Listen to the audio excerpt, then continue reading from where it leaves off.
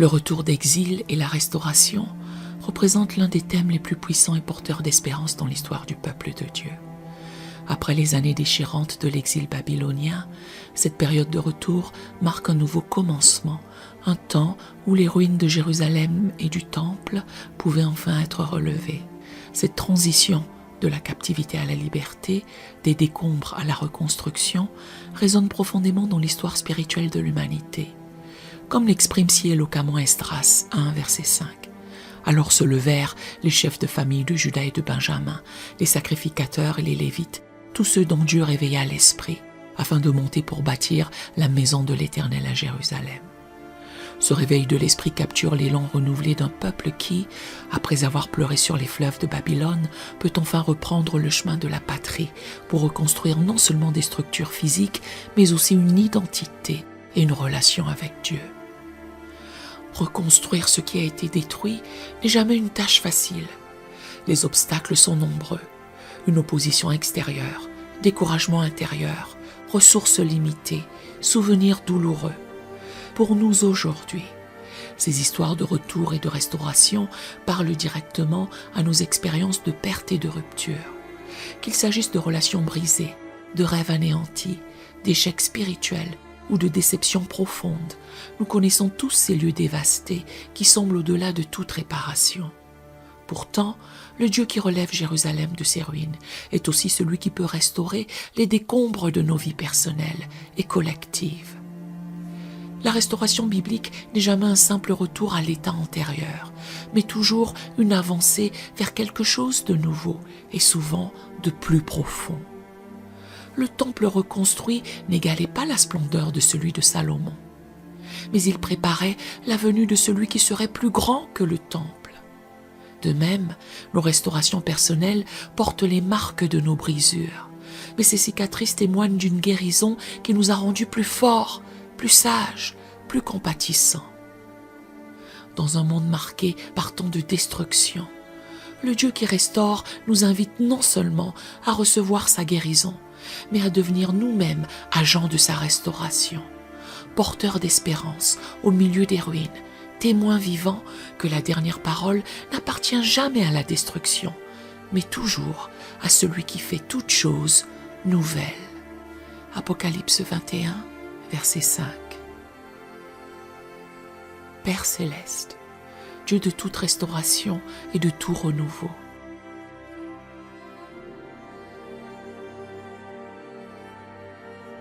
je me présente devant toi en ce jour nouveau, avec un cœur qui aspire à l'œuvre de reconstruction que toi seul peux accomplir.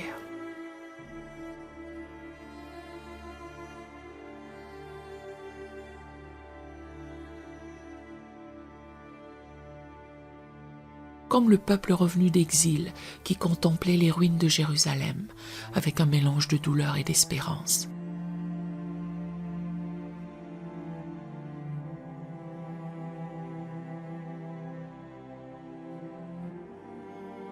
Je regarde les domaines brisés de ma vie et de notre monde avec cette même tension entre le réalisme et la foi.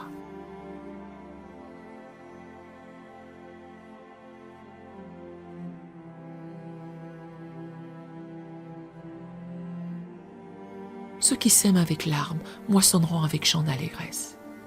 Celui qui marche en pleurant, quand il porte la semence,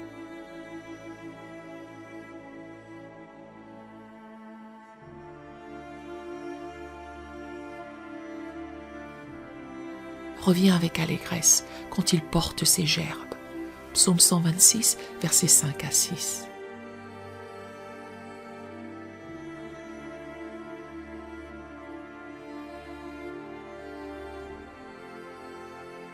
Je m'accroche à cette promesse que les larmes d'aujourd'hui peuvent devenir la joie de demain sous ton regard transformateur.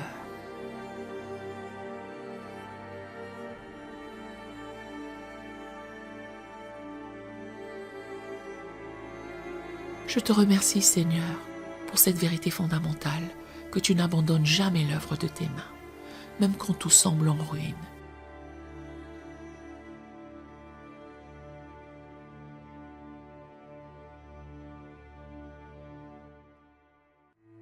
comme tu l'as proclamé par la bouche de tes prophètes à un peuple démoralisé par l'ampleur de la reconstruction.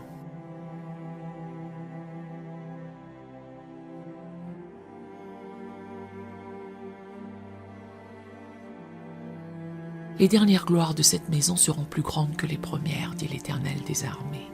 Agée 2, verset 9.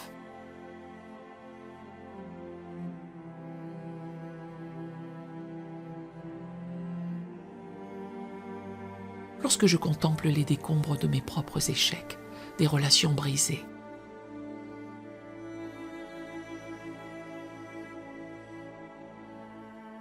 des espoirs déçus ou des projets avortés,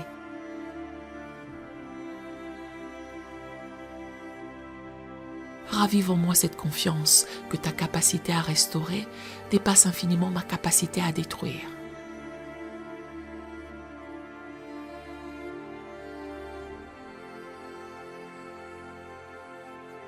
Et que tu peux faire surgir de nouvelles splendeurs là où je ne vois que poussière et cendre.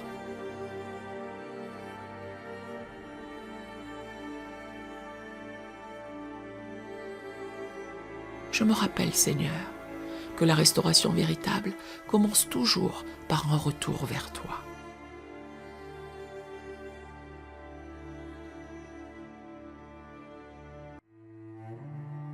Comme les exilés qui devaient d'abord réorienter leur cœur avant de rebâtir les murs.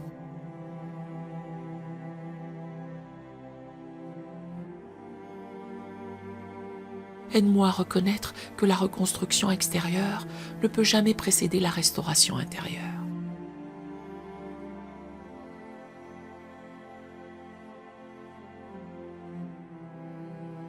Revenez à moi, dit l'Éternel des armées, et je reviendrai à vous, dit l'Éternel des armées. Zacharie 1, verset 3.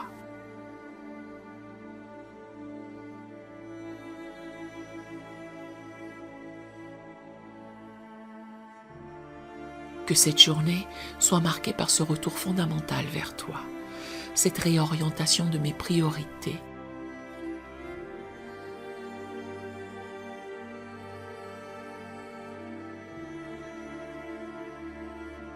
de mes affections et de mes ambitions qui seul peut donner un fondement solide à tout ce que j'entreprendrai de construire.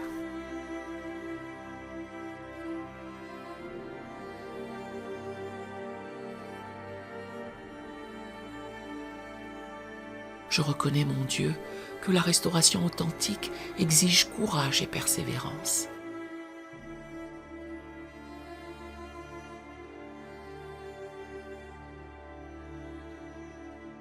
Comme Néhémie et ses compagnons, qui rebâtissaient les murailles de Jérusalem d'une main, tout en tenant leur épée de l'autre.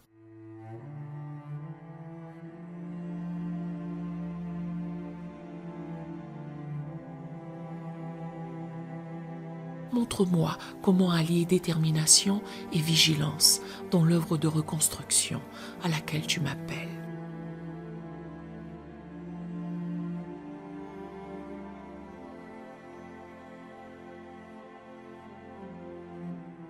Car les ouvriers travaillaient à l'œuvre, une partie d'entre eux et l'autre partie tenait les lances.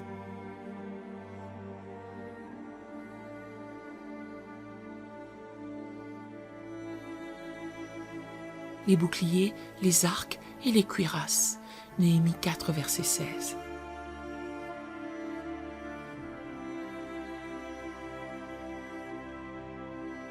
Donne-moi cette sainte ténacité qui refuse de se laisser décourager par l'opposition.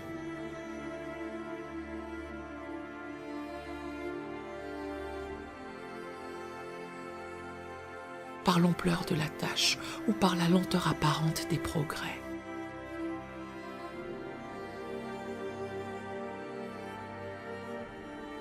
Je te demande, Père, la grâce d'accepter que la restauration véritable n'est jamais un simple retour à l'état antérieur.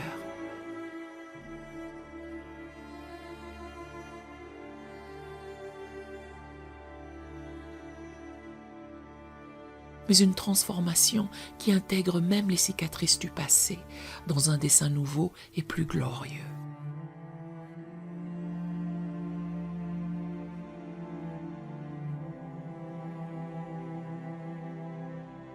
comme le second temple qui, bien que moins grandiose en apparence que celui de Salomon,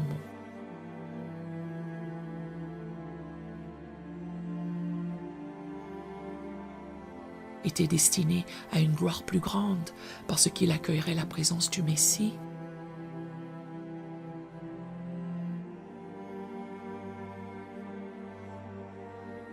Montre-moi comment les fissures et les brisures de ma vie peuvent devenir, sous ton toucher créateur,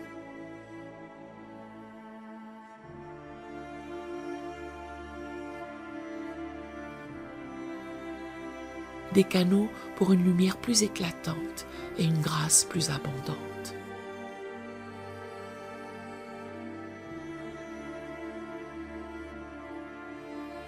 Je vous rendrai les années qu'ont dévoré la sauterelle, le djellek, le hasil et le gazam.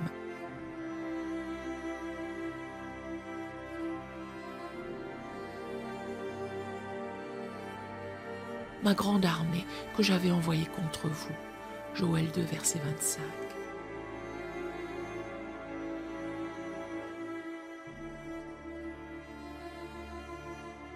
Cette promesse extraordinaire me rappelle que tu ne restaures pas simplement ce qui a été perdu.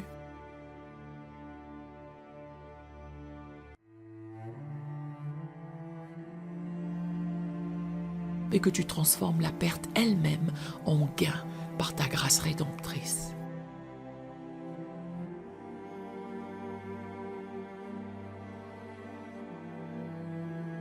Seigneur, je te présente aujourd'hui ces domaines spécifiques de ma vie qui ont besoin de ton œuvre de restauration.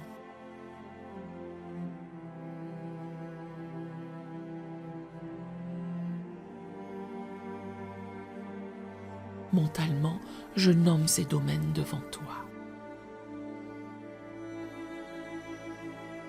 Comme les familles revenues d'exil qui se virent attribuer des sections précises de la muraille à reconstruire,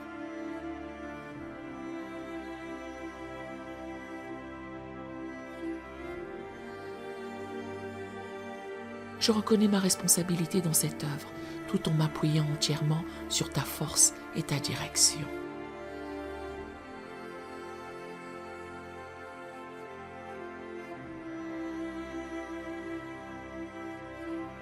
Si l'Éternel ne bâtit la maison, ceux qui la bâtissent travaillent en vain. Psaume 127, verset 1.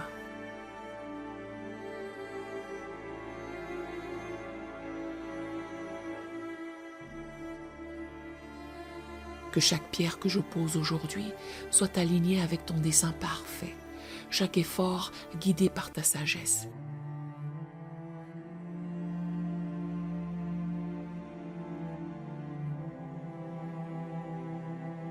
Et chaque progrès attribué à ta grâce. Je prie pour ceux qui autour de moi traversent également des saisons de reconstruction.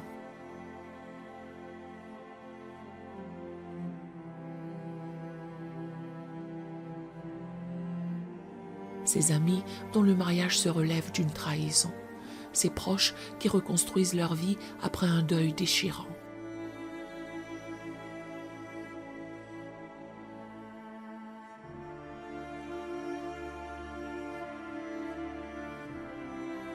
Ces frères et sœurs qui tentent de ressusciter une foi diminuée par les déceptions.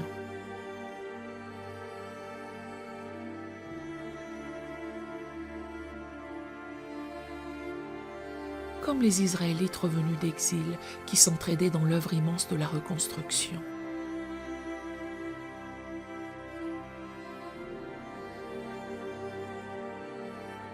Montre-moi comment soutenir, encourager et fortifier ceux qui peinent sous le poids des gravats.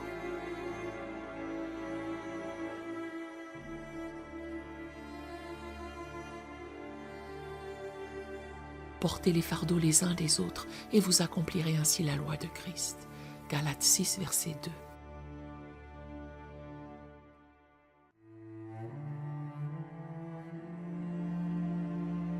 Que je sois aujourd'hui un instrument de ta restauration dans la vie des autres.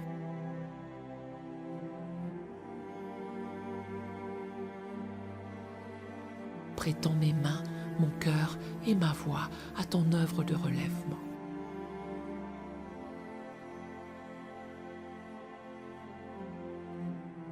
Je me réjouis, Seigneur, que ta promesse de restauration ultime dépasse infiniment nos efforts humains de reconstruction.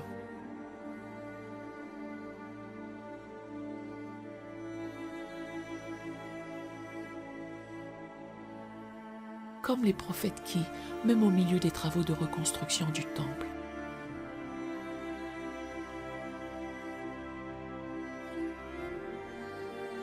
pointaient vers une restauration cosmique bien plus glorieuse,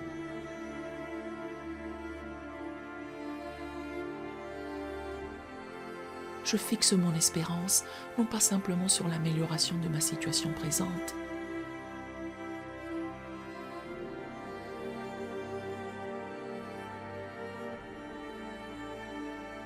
mais sur cette promesse d'une nouvelle création où toute larme sera essuyée.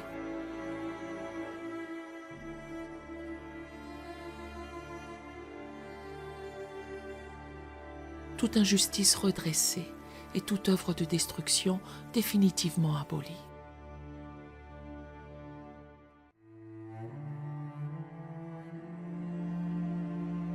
Car voici, je crée de nouveaux cieux et une nouvelle terre.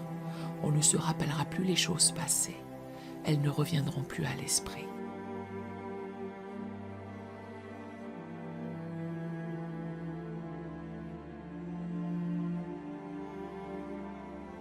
Ésaïe 65, verset 17.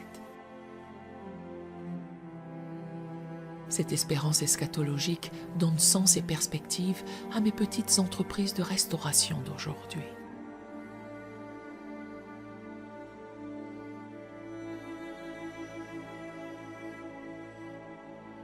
Dans le nom puissant de Jésus-Christ, le grand restaurateur qui fait toutes choses nouvelles,